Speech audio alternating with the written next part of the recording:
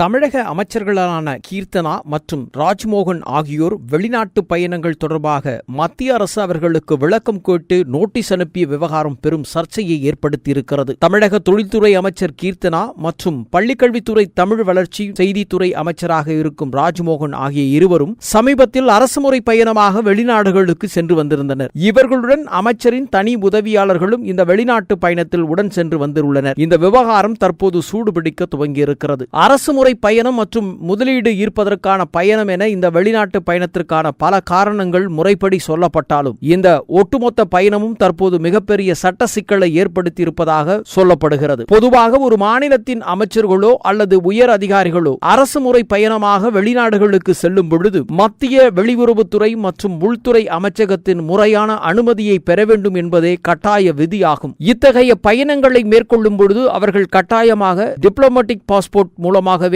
பயணிக்க வேண்டும் என்பதும் நடைமுறையில் உள்ளது. ஆனால் தற்போது தமிழகத்தை சார்ந்த இந்த இரண்டு அமைச்சர்களும் மத்திய அரசின் எந்தவிதமான முன் அனுமதிகளையும் முறையாக பெறவில்லை என்றும் கூறப்படுகிறது. அது மட்டுமின்றி அவர்கள் தங்களுக்குரிய டிப்ளமேட்டிக் பாஸ்போர்ட்டை பயன்படுத்தாமல் தங்களுடைய சொந்த பாஸ்போர்ட்டை மூலமாகவே வெளிநாடு சென்று வந்துள்ளனர் என்ற விவகாரம் பெரும் சர்ச்சையையும் விவாதத்தையும் ஏற்படுத்தியிருக்கிறது. இது அப்பட்டமான விதிமுறைகள் மீறல் என்றும் நாட்டின் விதிமுறைகளுக்கு எதிரானது என்றும் சுட்டிக்காட்டப்பட்டுள்ளது. இந்த விதிமீறலை மத்திய வெளியுறவுத்துறை அமைச்சகம் கடுமையான குற்றச்சாட்டாக கையில் எடுத்துள்ளதாகவும் கூறப்படுகிறது. தமிழக அரசிற்கு விளக்கம் கேட்டு ஷோகாஸ் நோட்டீஸும் அனுப்பியுள்ளது.